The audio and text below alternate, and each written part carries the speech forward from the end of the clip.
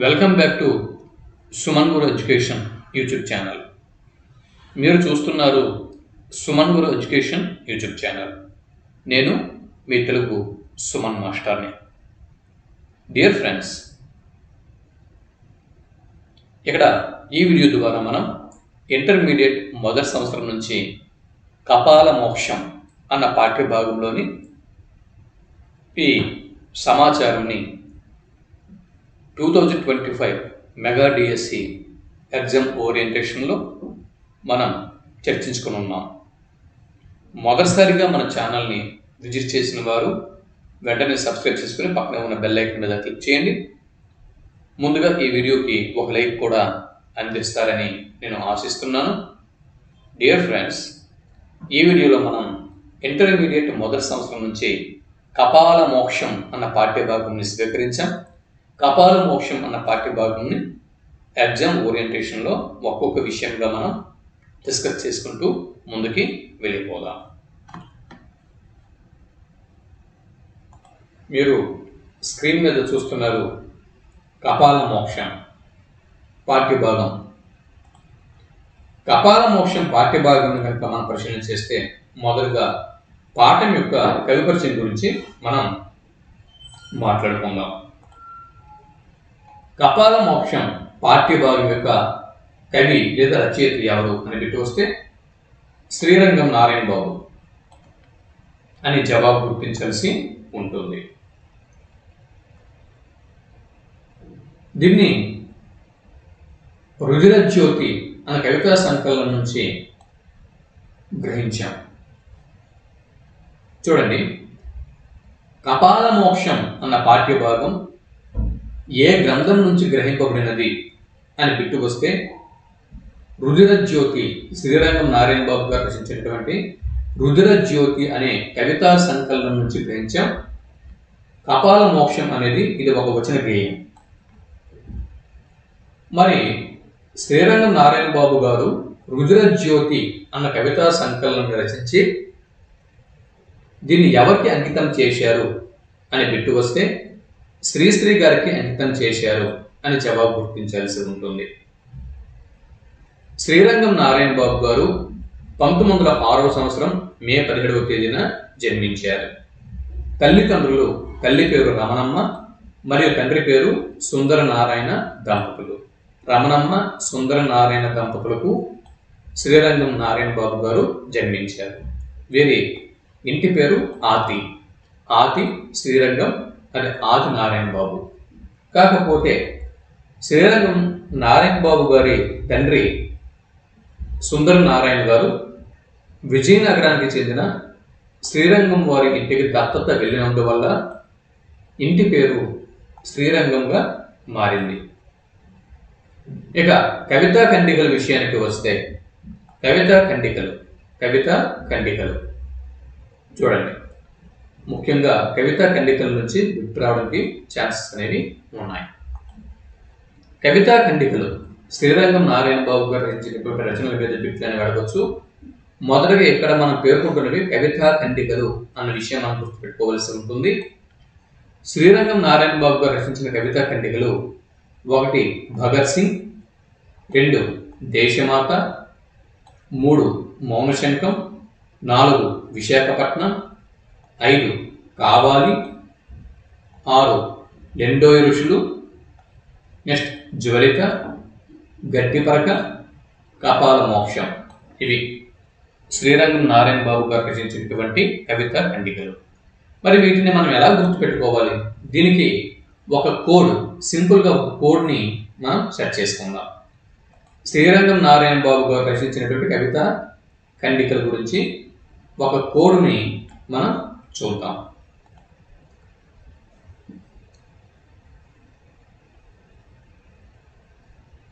భారతదేశపు దేశమాత ముద్దుబిడ్డ భగత్ సింగ్, దేశమాత ముద్దుబిడ్డ భగత్ సింగ్ కోసం విశాఖపట్నంలో శ్రీరంగం నారాయణ బాబు గారు మౌనశంఖం అన్న కవితా ఖండికను పూరించారు. ఏమని? లెండోయ్ ఋషులు అంటే ఋషులు, లెండోయ్ ఋషులు. ఋషులు అంటే ఎవరు?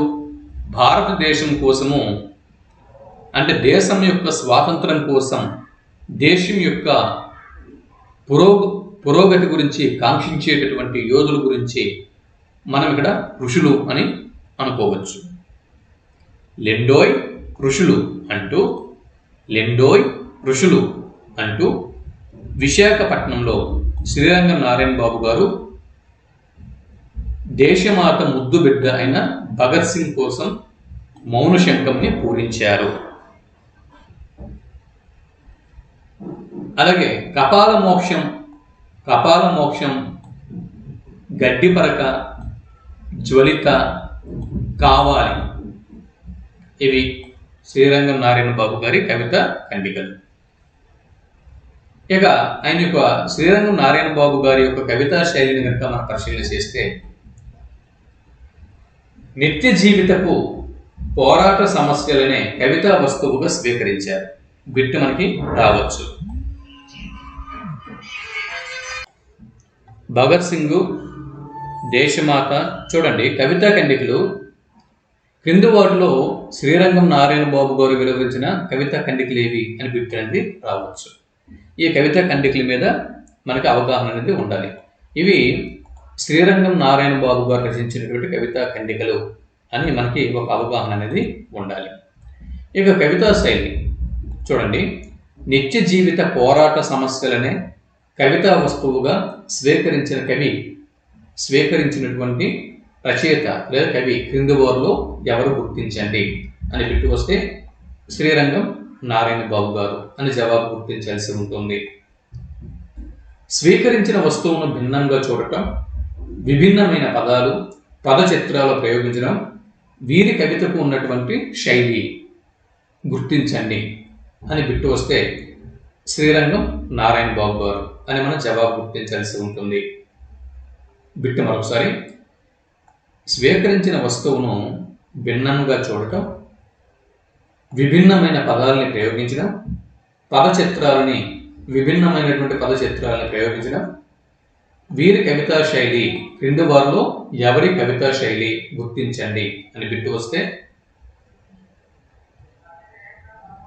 ఇక్కడ మనము శ్రీరంగం నారాయణ బాబు అని జవాబు గుర్తించాల్సి ఉంటుంది. తర్వాత శ్రీరంగం నారాయణ బాబు గారు తనని తాను ఏ విధంగా ప్రకటించుకోలేదు. శ్రీరంగం నారాయణ బాబు గారు తనని తాను ఏ విధంగా ప్రకటించుకోలేదు అంటే 3 విధాలుగా ఆయన గురించి ప్రకటించుకున్నారు. ఏ విధంగా ప్రకటించుకున్నారు అని అడిగినా, లేదా ఏ విధంగా ప్రకటించుకోలేదు అని అడిగిన అవకాశం ఉంది. చూడండి, తనని తాను ఏ విధంగా ప్రకటించుకున్నారో ముందు మనం పరిశీలన చేద్దాం. రుధిరజ్యోతిర్ జ్వలన లలన ప్రియుడు. సో రుధిరజ్యోతి శ్రీరంగం నారాయణ బాబు గారి రచన కాబట్టి శ్రీరంగం నారాయణ బాబు రుధిరజ్యోతిర్ జ్వలన లలన ప్రియుడు అని శ్రీరంగం నారాయణ బాబు గారిని కొనియాడిన వారు ఎవరు అని బిట్టించి, ఎవరో ఆరుద్ర, లేకపోతే దాశరథి కృష్ణమాచార్యులు, లేదా సి నారాయణ రెడ్డి గారు, లేదా తనకు తానే శ్రీరంగం నారాయణ బాబు గారు అలా ప్రకటించుకున్నారు అనే ఆప్షన్లలో కన్ఫ్యూజ్ చేసి వదలవచ్చు. అంటే రుధిరజ్యోతి జ్వలన లలన ప్రియుడు శ్రీరంగం నారాయణ బాబు అని శ్రీరంగం నారాయణ బాబు గారిని ప్రశంసించిన వారు లేదా కొనియాడిన వారు ఎవరు, లేదా అలా ప్రకటించిన వారు ఎవరు అని బిట్టించి ఆప్షన్లలో తనకు తానే శ్రీరంగం నారాయణ బాబు గారు తనకు తానే ప్రకటించుకున్నారు అని ఇస్తే తనకు తానే ప్రకటించుకున్నారు అని మనం జవాబు గుర్తించాల్సి ఉంటుంది. రుద్రజ్యోతిర్ జ్వలన లలన ప్రియుడు అని ప్రకటించుకున్నాడు. తనను తాను విప్లవ ఋషిగా ప్రకటించుకున్నాడు. తనను తాను విద్రోహ కవిగా ప్రకటించుకున్నాడు. రుద్రజ్యోతి జ్వలన లలన ప్రియుడు, విప్లవ ఋషి, విద్రోహ కవి అని 3 రకాలుగా శ్రీరంగం నారాయణ బాబు తనను తాను ప్రకటించుకున్నాడు. రుద్రజ్యోతి సంకలనం గురించి పరిశీలన చేసినట్లయితే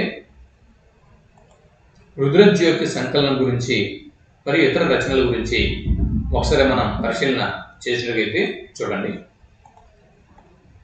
నారాయణ బాబు గారి కవితలన్నీ కూడా రుద్రజ్యోతి అనే పేరుతో 1972వ సంవత్సరంలో వెలువడడం జరిగింది. బిట్టు మనకు రావచ్చు. శ్రీరంగం నారాయణ బాబు గారి రుద్రజ్యోతి అనే కవితా సంకలనం వెలువడిన సంవత్సరం ఏది? క్రింది వాటిని గుర్తించండి అని బిట్టు వస్తే 1972వ సంవత్సరం అని మనం జవాబు గుర్తించాల్సి ఉంటుంది. మరి 1972వ సంవత్సరంలో శ్రీరంగం నారాయణ బాబు గారి రుద్రజ్యోతి అనే కవితా సంకలనం ఎవరి నేతృత్వంలో వెలువడింది అని బిట్టు వస్తే ఆరుద్ర గారి నేతృత్వంలో అని జవాబు గుర్తించాల్సి ఉంటుంది. చూసారా, శ్రీరంగం నారాయణ బాబు గారి కవితలన్నీ కూడా రుద్రజ్యోతి అన్న పేరుతో 1972వ సంవత్సరంలో ప్రముఖ కవి ఆరుద్ర గారి నేతృత్వంలో సంకలనంగా వెలువడ్డాయి. కవితా సంకలనంగా వెలువడ్డాయి. ఇదొక బిట్టు.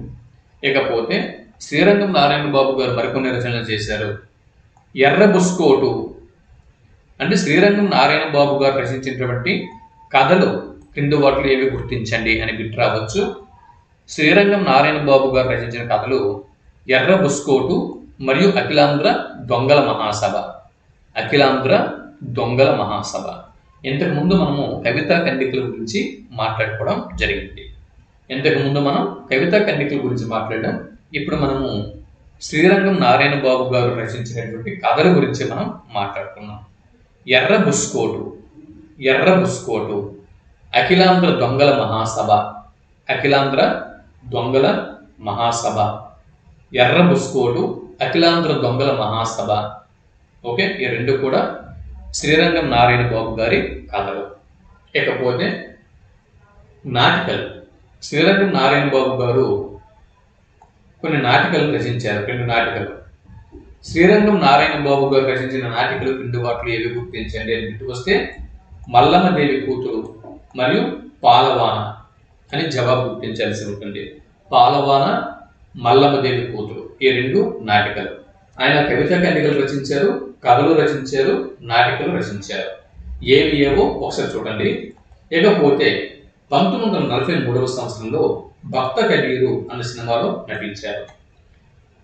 1943 అంటే భారతదేశానికి స్వాతంత్రం రాకముందు క్విట్ ఇండియా ఉద్యమం 1942లో ప్రారంభమైంది. అంటే క్విట్ ఇండియా ఉద్యమం కాలంలో భక్త కబీరు అన్నటువంటి సినిమాలో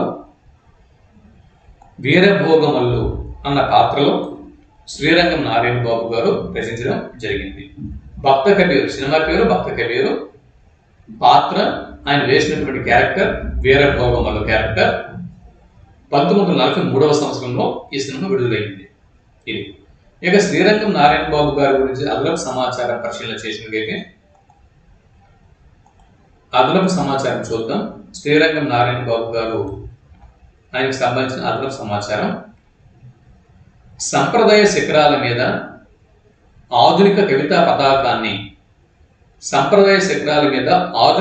పతాకాన్ని ఎగురవేసిన వారు క్రింది వారిలో ఎవరు గుర్తించండి అని బిట్టు వస్తే శ్రీరంగం నారాయణ బాబు అని జవాబు గుర్తించాల్సి ఉంటుంది. మహాకవి శ్రీశ్రీ గారు శ్రీరంగం నారాయణ బాబు గారికి ఏ వరుస అని బిట్టు వస్తే తమ్ముడి వరుస.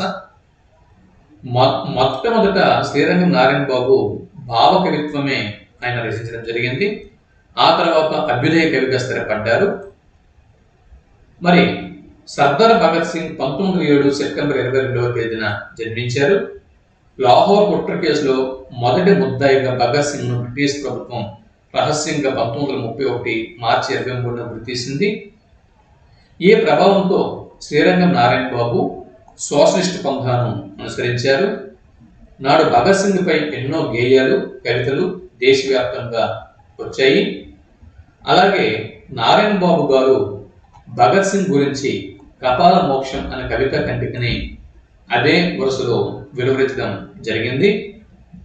ఇకపోతే శ్రీరంగం నారాయణ బాబుని అభ్యుదయ కవిగా నిరూపిస్తున్న కవితా ఖండిక కవితా ఖండిక క్రింది వాటిలో ఏది అని బిట్టు వస్తే గడ్డి పరక అని జవాబు గుర్తించాల్సి ఉంటుంది. ఇకపోతే విశాఖపట్నం అన్న కవితా ఖండికలో నగరాన్ని ఒక సరికొత్త పార్శ్వంలో విలక్షణ రీతిలో వర్ణించిన కవి క్రింది వారిలో ఎవరు గుర్తించండి అని బిట్టు వస్తే శ్రీరంగం నారాయణ బాబు అని జవాబు గుర్తించాల్సి ఉంటుంది. శ్రీరంగం నారాయణ బాబు అభ్యుదయ కవిత అంటే అభ్యుదయ కవిగా స్థిరపడిన ఆయన కవిత్వంలో అధివాస్తవికత ఎక్కువగా ఉంటుంది. ఇదొక బిట్టు. కవిత్వంలో అరాచకవాది, సాహిత్యంలో విప్లవకారుడు. కవిత్వంలో అరాచకవాది, సాహిత్యంలో విప్లవకారుడు అని శ్రీరంగం నారాయణ బాబు గారిని ప్రశంసించిన వారు ఎవరు అని బిట్టు వస్తే ఇక్కడ ఆరుద్ర అని మనం జవాబు గుర్తించాల్సి ఉంటుంది. నడవండి నడవండి నా మీ నుంచి నడవండి అని పలికిన కవి ఎవరు అని బిట్టు వస్తే శ్రీరంగం నారాయణ బాబు అని మనం జవాబు గుర్తించాల్సి ఉంటుంది. అంటే ఈ విధంగా మనము కపాల మోక్షం అనేటటువంటి పాఠ్య భాగంలో భాగంగా ఇప్పటి వరకు మనము శ్రీరంగం నారాయణ బాబు గురించి మనం మాట్లాడుకోవడం జరిగింది. ఇది శ్రీరంగం నారాయణ బాబు గారికి సంబంధించినటువంటి ఇన్ఫర్మేషన్. ఇప్పుడు కపాల మోక్షం పాఠ్య భాగం యొక్క ఇతివృత్తాన్ని పరిశీలన చేద్దాం. భారతదేశ స్వాతంత్ర ఉద్యమ చరిత్రలో సర్దార్ భగత్ సింగ్ 1907వ సంవత్సరం సెప్టెంబర్ 22వ తేదీన జన్మించి 1930వ సంవత్సరం మార్చి 23వ తేదీన మరణించారు. భగత్ సింగ్ పాత్ర చాలా కీలకమైనది. భగత్ సింగ్ జీవించింది చాలా కొద్ది కాలమే అయినప్పటికీ చరిత్రలో ఆయన పేరు చిరస్థాయిగా నిలిచిపోయింది. లాహోర్ కుట్ర కేసులో మొదటి ముద్దాయి క్రింది వారిలో ఎవరు అని బిట్ అనేది మనకు రావచ్చు. లాహోర్ కుట్ర కేసులో మొదటి ముద్దాయిగా అరెస్ట్ చేయబడినటువంటి వ్యక్తి భగత్ సింగ్. ఎప్పుడు ఇది చూడండి. అయితే లాహోర్ కుట్ర కేసులో అరెస్ట్ చేసిన తర్వాత ఆయన్ని భగత్ సింగ్ని మార్చి 23, 1931 సంవత్సరం బ్రిటిష్ ప్రభుత్వం రహస్యంగా ప్రతీసింది. ఎప్పుడు ఇక్కడ చూడండి 1930 ఉంది, ఇక్కడ 1931 ఉంది. ఒకసారి నేను తర్వాత టెక్స్ట్ బుక్ని నేను రిఫర్ చేసి మీరు నేను కామెంట్ బాక్స్లో అందిస్తాను. భగత్ సింగ్ గారికి ఉరిశిక్ష విధించిన సంవత్సరం 1930వ సంవత్సరమా లేదా 1931 మీరు తెలిస్తే కామెంట్ బాక్స్లో అందించండి. ఈలోపు బుక్ రిఫర్ చేసి నేను కామెంట్ బాక్స్లో అందిస్తాను. ఈ ఘటన దేశంలోని ఎందరో మేధావులను, రచయితలను, కళాకారులను కలిసివేసింది. వీరిలో చాలామంది భగత్ సింగ్ ప్రభావంతో సోషలిస్ట్ పందాన్ని అనుసరించారు. అలా అనుసరించిన వారిలో శ్రీరంగం నారాయణ బాబు గారు కూడా ఒకరు. ఆనాడు దేశంలో భారతీయ భాషల్లో భగత్ సింగ్పై అనేక స్మృతి గేయాలు, కవితలు వెలువడ్డాయి. ప్రస్తుతం కపాల మోక్షం అనేటటువంటి పాఠ్యభాగం ఆ వరుసలో వెలువడిన ఒకానొక స్మృతి ఖండిక అనే విషయం మనం గుర్తుపెట్టుకోవలసి ఉంటుంది. కపాల మోక్షం అనేది స్మృతి కవితా ఖండిక. ఎందుకు స్మృతి ఖండిక అంటే ఏమిటి? స్మృతి ఖండిక అంటే తనకు దూరం అయిపోయినటువంటి వ్యక్తుల గురించి కానీ లేదా శాశ్వతంగా దూరం అయిపోయినటువంటి వ్యక్తుల గురించి కానీ మరణించినటువంటి వ్యక్తుల గురించి కానీ వారిని తలుచుకుంటూ వారి గురించి రాసేటటువంటి కవితా ఖండికలు ఏవైతే ఉంటాయో వాటిని స్మృతి కవితా ఖండికలు అని చెప్పి అంటారు. అటువంటి స్మృతి కవితా ఖండికల్లో ఒకటి ఇక్కడ కపాల మోక్షం. భగత్ సింగ్ మరణంకు ఆవేదన చెందుతూ ఈ వరుసలో వెలువడిన ఒకానొక స్మృతి ఖండిక ఇది. ఏది? కపాల మోక్షం పాఠం. అయితే ఇది ఇతర స్మృతి కవితా ఖండికల కంటే విలక్షణమైనది. దేశభక్తి, చైతన్యం, త్యాగం, ధైర్య సాహసాలు. దేశభక్తి, చైతన్యం, త్యాగం, ధైర్య సాహసాలు ఇటువంటి అభ్యుదయకర అంశాలతో కపాల మోక్షం తీర్చిదిద్దబడింది. భగత్ సింగ్ ఒక సామాన్య వ్యక్తిగా కాక ఒక పురాణ పురుషుడిగాను, ఒక కారణ జన్ముడిగాను ఈ ఖండికలో కపాల మోక్షం అనే కవిత ఖండికలో శ్రీరంగం నారాయణ బాబు గారు ఆవిష్కరించారు. పౌరాణిక ప్రతీకలు, ఆధునిక శిల్పరీతులు, అభివ్యక్తి నవ్యతలు ఈ కవితలో సంగమించి ఉంటాయి. పారమార్థిక భూమిక ప్రగాఢంగా కలిగిన పదజాలం ఆధునిక వస్తువును బలంగా ఆవిష్కరించడానికి ఎంతగా వినియోగపడుతుందో నిరూపించిన ఖండిక కపాల మోక్షం. చూడండి, పారమార్థిక భూమిక ప్రగాఢంగా కలిగినటువంటి పదజాలం అనేది ఆధునిక వస్తువును బలంగా ఆవిష్కరించడానికి ఎంతగా వినియోగపడుతుందో నిరూపించిన ఖండిక క్రింది వాటిలో ఏది అని పెట్టి వస్తే కపాల మోక్షం అని మనం జవాబు గుర్తించాల్సి ఉంటుంది. పౌరాణిక అంశాల పట్ల నారాయణ బాబుకున్న లోతైన అవగాహనకు,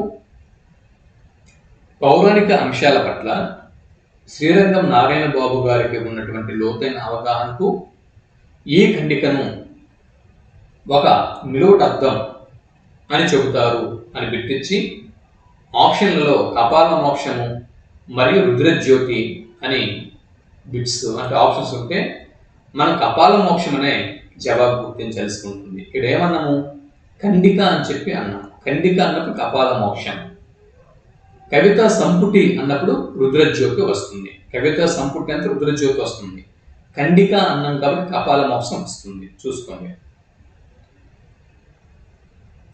మరి కపాల మోక్షం అనేటటువంటి కవిత ఖండిక తొలిసారిగా ఎప్పుడు ప్రచురింపబడింది అని బిట్టు వస్తే 1938వ సంవత్సరంలో తొలిసారిగా ప్రచురింపబడింది. 1938వ సంవత్సరంలో తొలిసారిగా ప్రచురింపబడిన ఈ కపాల మోక్షం అన్న కవిత ఖండిక రుద్రజ్యోతి అన్న సంకలనం నుంచి గ్రహించబడినది. పాఠ్యభాగ సారాంశం: శివుడు నిత్యకల్ప సమాధిలో మునిగి ఉన్నాడు. ప్రకృతిలో ప్రకంపనలు మొదలయ్యాయి. ఓంకారం ఓంకరించగా చరాచరాలు చలించాయి. భూతాలు ఉద్రేకించగా అనంతకోటి జీవరాశులు హాహాకారాలు చేశాయి. శివుడు తపస్సమాధి నుంచి బయటికి వస్తాడు. ఆయనకి తపస్సు చేసి చేసి చేసి వచ్చాడు కదా, ఆకలి విపరీతంగా ఉంటుంది. భిక్షా పాత్ర కోసం చేయి చాచాడు. అప్పటికే శివుడి యొక్క ఉగ్ర తపస్సుకు బ్రహ్మ కపాలం కాలిపోయి ఉంది.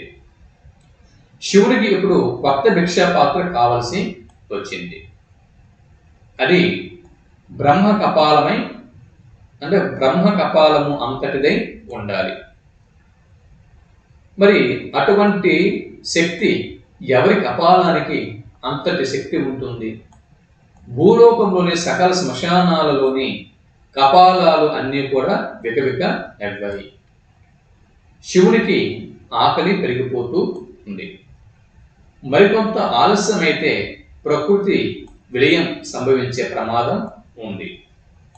శివుని చేతిలో భిక్షా పాత్రగా ఉండటానికి అర్హత కలిగిన కపాలం ఒకటి తక్షణమే కావలసి ఉండగా అందుకోసం ఒక శక్తి సంపన్నుడు అయిన వ్యక్తి అవతరించబోతున్నాడు.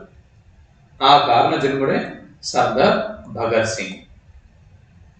ఇది ఇకపోతే దీంతో పాటు ఈ ఖండికలో నారాయణ బాబు అనేక పౌరాణిక ఘట్టాలను ప్రస్తావించారు.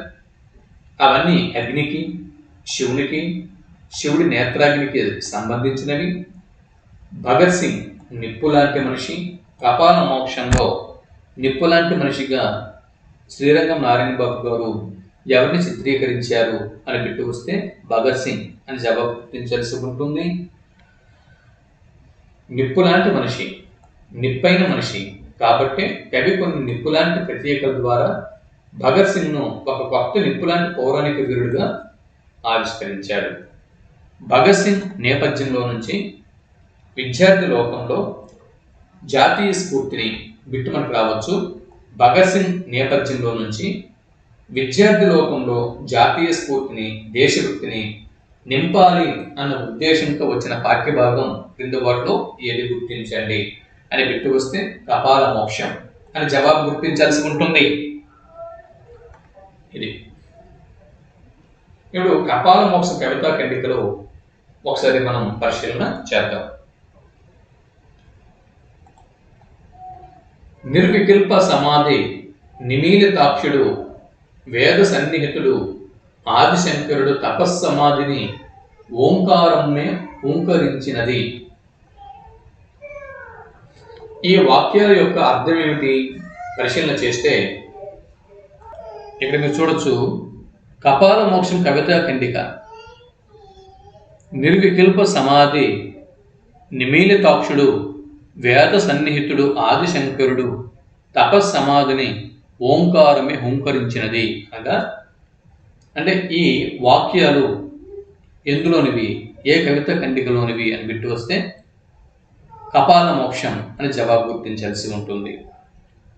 అంటే నిర్వికల్ప సమాధిలో కన్నులు మూసుకుని ఉన్నవాడు, వేదముల యందు స్థిరంగా ఉన్నవాడు అయిన ఆదిశంకరుని తపస్సమాధిలో ఓంకారము ఓంకరించింది అని భావం. తర్వాత చలించినవి చరాచరముల భూతాలు ఉద్రేకించిన కాటుక పెట్టిన నయనేంద్రియమై కర్మ సాక్షియే చీకటి లూరిలాడు. ఇక్కడ చూడండి, చలించినవి చరాచరముల భూతాలు ఉద్రేకించినాయి కాటుక పెట్టిన నయనేంద్రియమై కర్మ సాక్షియే చీకటి లూరిలాడు. ఈ వాక్యాలు, ఈ వాక్య సముదాయం ఎందులోనివి అంటే ఏ కవితా ఖండికలోనివి అని పెట్టి వస్తే కపాల మోక్షం అని జవాబు గుర్తించాల్సి ఉంటుంది. అంటే చరములు అచరములు, చరములు అచరములు అంటే చరములు కదిలేవి, అచరములు అంటే కదలనివి, చరాచరములు అన్నీ కూడా కదిలిపోయాయి. పంచభూతాలు మీకు తెలుసు, పంచభూతాలు నింగి, నేల, అగ్ని కదా, ఇలా 5 రకాల పంచభూతాలు ఉన్నాయి. నింగి, నేల, అగ్ని, నీరు, వాయువు. ఈ పంచభూతాలు విజృంభించాయి. కాటుక పెట్టిన కన్నులాగా సూర్యుడు చీకట్లను కురిపించాడు అని భావం. ఇకపోతే అభ్రగంగలో శుభ్ర వీచికల ఆలాహలమే తల ఎత్తింది, శేషుని ఫనాల మనుల కాంతుల వీసరబోయినవి. అభ్రగంగలో శుభ్ర వీచికల ఆలాహలమే తల ఎత్తింది, శేషుని ఫనాల మనుల కాంతులు వీసరబోయినవి. ఈ వాక్యాలు ఎందులోనివి అని పెట్టి వస్తే కపాల మోక్షం, శ్రీరంగం నారాయణ బాబు గారి కపాల మోక్షం అని జవాబు గుర్తించాల్సి ఉంటుంది. అనగా ఆకాశ గంగలో తెల్లని కెరటాలలోని నల్లని హాలాహల విషము చెలరేగింది, దానిలో ఆదిశేషుడు పడగలపై ఉన్న తెల్లని మణికాంతులు కూడా చిన్నబోయాయి అని అర్థం.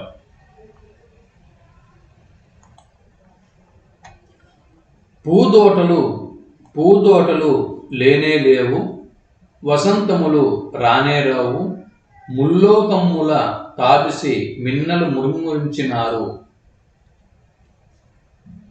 పూదోటలు లేనే లేవు, వసంతములు రానే రావు, ముల్లోకమ్ముల తాపిసి మిన్నలు ముర్మురించినారు అని అనగా పూల తోటలు లేవు, వసంత కాలాలు రావు, 3 లోకాలలోని మునిశ్రేష్ఠులు కుమిలిపోయారు అని ఇక్కడ దీని భావం.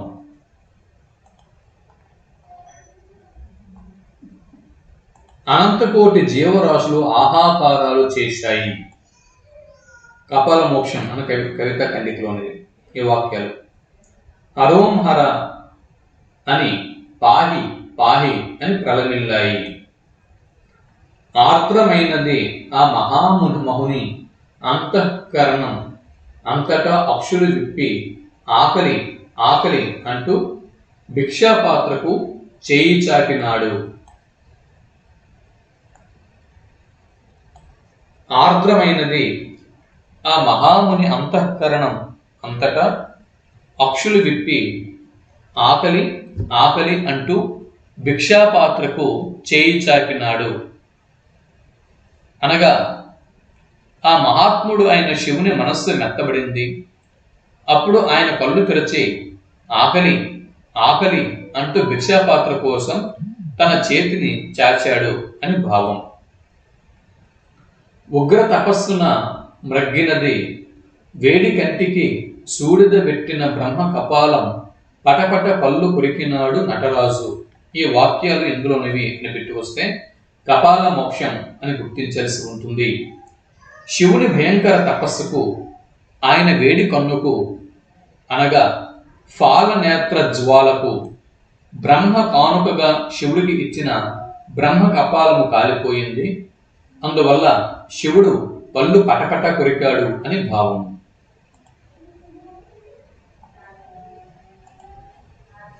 భూత పిశాచాలు బొబ్బరిల్లినవి, వంది మాగదులు వనికారు భయపడి బసవడు రంకి వేసినాడు.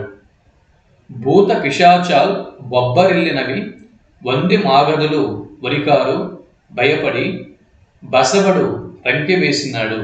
ఈ వాక్యాలు ఎందులోనివి అని బిట్టు వస్తే శ్రీరంగం నారాయణ బాబు గారి కపాల మోక్షము అనే కవిత ఖండికలోనివి. భూలోకమ్మున తురకల గోరీలందున, క్రైస్తవుల సమాధులందున, హిందూ శ్మశాన వాటుల కపాలమ్ములు వికవిక నవ్వినవి, పునుకలు పులకరించినవి, కంకాలమ్ములు గల్లున మోగినవి. ఈ వాక్యాలు ఎందులో ఉన్నాయి అని బిట్టు వస్తే ఈ వాక్యాలు కపాల మోక్షం అని కవిత ఖండికలోనివి అని గుర్తించాలి. అనగా భూలోకంలో తురకల గోరీలలో, క్రైస్తవుల సమాధుల్లో, హిందువుల శ్మశాన భూముల్లో కపాలములు వికవిక నవ్వినవి, అస్థి పంజరాలు గలగల మోగినవి అని భావం. శ్వేతపర్వపు శిఖరాంచముల కనక బాండమే కదిలింది. శ్వేత పర్వతపు శిఖరాంచలముల కనక భాండమే కదిలింది. ఈ వాక్యాలు ఉన్న పాఠం ఏది అని బిట్టు వస్తే కపాల మోక్షం అని జవాబు గుర్తించాల్సి ఉంటుంది.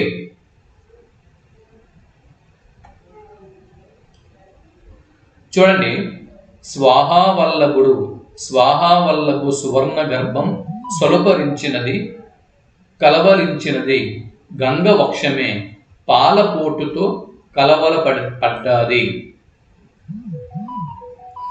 ఈ వాక్యాలు ఎందులో నుంచి గ్రహింపబడినవి అని బిట్టు వస్తే కపాల మోక్షం అని జవాబు గుర్తించాల్సి ఉంటుంది. అనగా దీని అర్థం ఏంటంటే కైలాస పర్వతాల శిఖరాల అంచులలో ఉంచిన కనక భాండము కదిలింది. అగ్ని సువర్ణ గర్భం నొప్పి పుట్టినట్లు అయ్యింది, కలవరపడింది. గంగాదేవి వక్షస్థలం పాలపోటుతో కలత చెందింది అని ఇందులో భావం.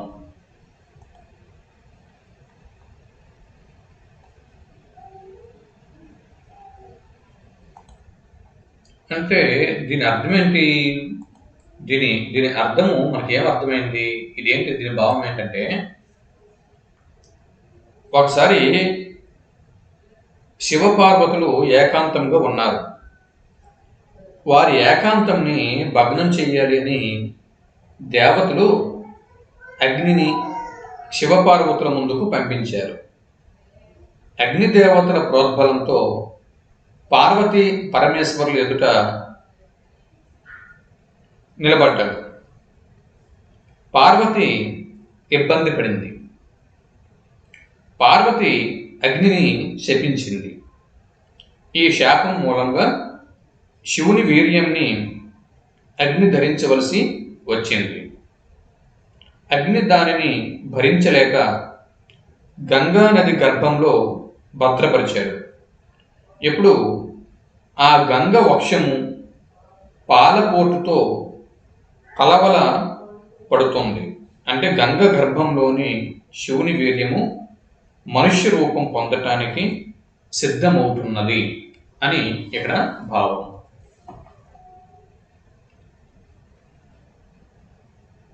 తర్వాత చూడండి, సింధు గర్భమున గంగ కడుపులో లవణసాగరపు లోతుల్లో దాగిన నేత్రాగ్ని మానవ రూపం దాల్చింది, మన్నే వెలిగించింది, మిన్నే పొగచూరింది. ఇక్కడ దీని అర్థం ఏంటి? ఇక్కడ నేత్రాగ్ని అంటే కంటిలో అగ్ని అనగా శివుని నుదుటి కంటి మంట. ఒకసారి ఇంద్రుడు శివుడిని ఎదిరించాడు. శివుడు తన 3వ కన్నును తెరిచి తన నేత్రాగ్నితో ఇంద్రుడిని బూడిద చేశాడు. ఇంద్రుడిని భస్మం చేశాక మరికొంత నేత్రాగ్ని మిగిలింది. దానిని శివుడు 3 భాగాలుగా చేశాడు. ఒక భాగంని సింధు నది కడుపులోను, మరో భాగంని గంగా నది గర్భంలోను, ఇంకొక భాగంని లవణ సముద్రం అడుగు భాగంలోను శివుడు దాచిపెట్టాడు. ఇప్పుడు ఆ 3 అగ్నులు ఏకమై మనుష్య రూపంని ధరించింది. అదే విప్లవ వీరుడు సర్దార్ భగత్ సింగ్ అని కవి నారాయణ బాబు ఇక్కడ చక్కగా ఆవిష్కరించారు.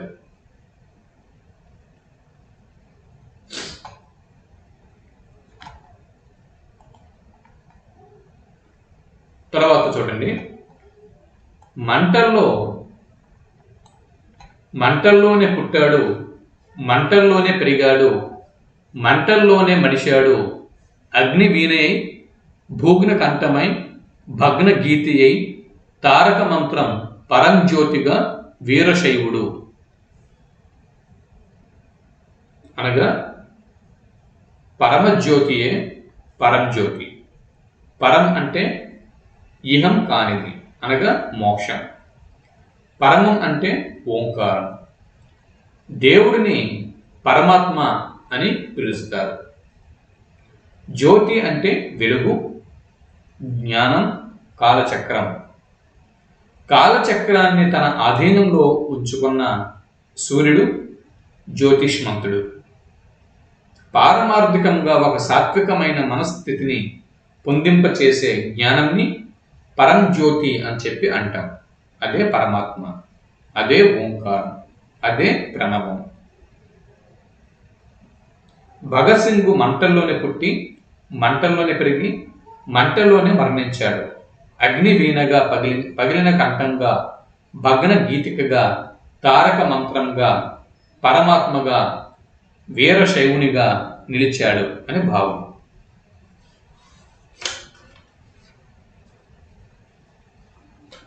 నెక్స్ట్,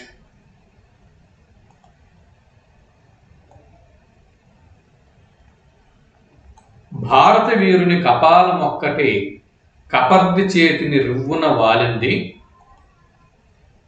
కెవ్వున కేకేశాడు కంఠకాలుడు, ఫాల నేత్రమే స్పందించింది, అండపిండ బ్రహ్మాండమంత తాండవ నృత్యం చేసింది, ఆనందాసురులు నించింది. అనగా భారత వీరుడైన భగత్ సింగ్ కపాలము శివుడి చేతిలో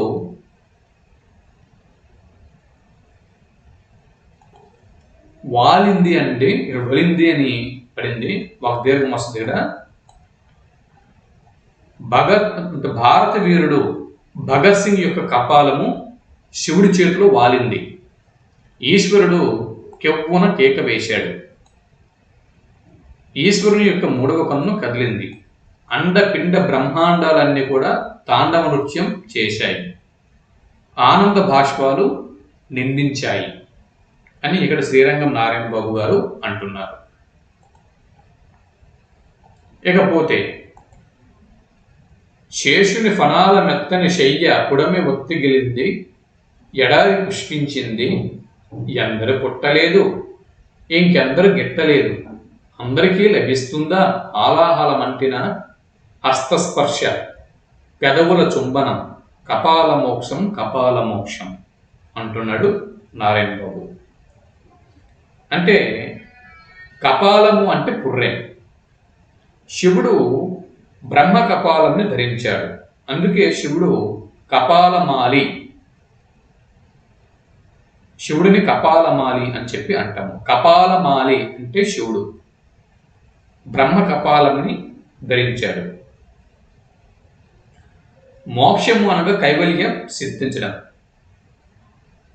ఎవరు కర్తృత్వ భావన విడిచి కర్మలను చేసి సకల ప్రాణుల పట్ల దయగా ఉంటూ నిత్యానిత్య వివేకము, ఐహిక ఆముష్మిక ఫలభోగము, శమదమాది షడ్గుణ సంపత్తి, ముముక్షుత్వం అనే ఈ 4 సాధనాన్ని అనుసరిస్తారో వారు మోక్ష సాధనకు అర్హులు అవుతారు.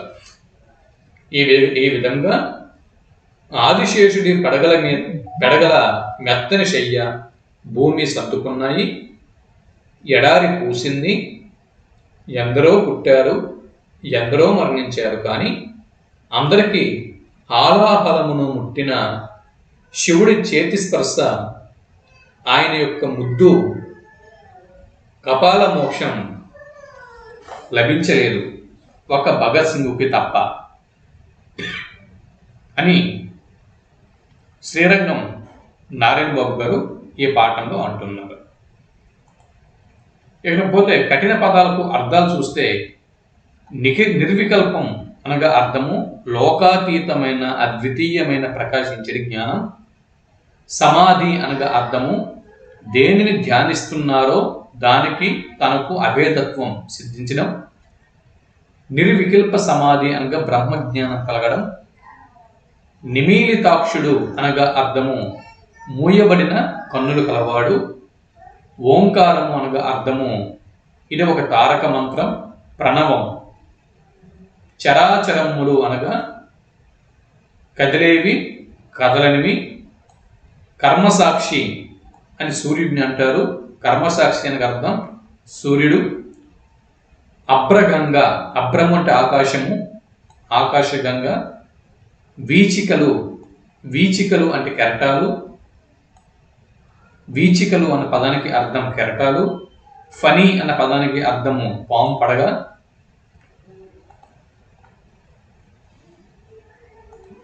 ముల్లోకములు భూలోకము, స్వర్గలోకము, పాతాళలోకము. తబిసి మిన్నలు, తబిసి మిన్నలు అన్న పదానికి అర్థము మునిశ్రేష్ఠులు. పాహి అనగా అర్థము కాపాడు. పిశాచాలు అనగా అధోముఖం, ఊర్ధ్వముఖం, క్రియన్ముఖం. ఈ 3 ముఖాలని పిశాచాలు అని చెప్పి అంటారు. వంది మాగదులు అన్న పదానికి అర్థము స్తోత్రాలు చదివేవారు, స్తోత్రాలు చేసేవారు. గోరీలు, ముసల్మానుల సమాధులను గోరీలు అని చెప్పి అంటారు. కపాలము, తల యొక్క పుర్రెను కపాలము అంటారు. కపర్ది, శివుడిని కపర్ది అని చెప్పి అంటాము. ఫాలనేత్రము, నొసటి కన్ను. ఫాలనేత్రం అన్న పదానికి కఠిన అర్థము అంటే ఫాలనేత్రము అంటే ఫాలము అంటే నుదురు, ఫాలనేత్రము నొసటి కన్ను. ఇవండి కపాల మోక్షం, దీనికి సంబంధించిన ఫుల్ నోట్స్. దీని పీడిఎఫ్ మీకు కావాలి అనుకుంటే, ఈ పీడిఎఫ్ మీకు కావాలి అనుకుంటే 8074955627కి తెలుగు మెటీరియల్ అని చెప్పి మెసేజ్ చేయండి, వాట్సాప్ మెసేజ్ చేయండి, వివరాలు మీకు నేను అందిస్తాను. సరే, మరో పాఠ్య భాగం యొక్క ఎగ్జామ్ ఓరియంటేషన్ ఇన్ఫర్మేషన్తో మళ్ళీ కలుద్దాం. అంతవరకు సెలవు. నమస్తే.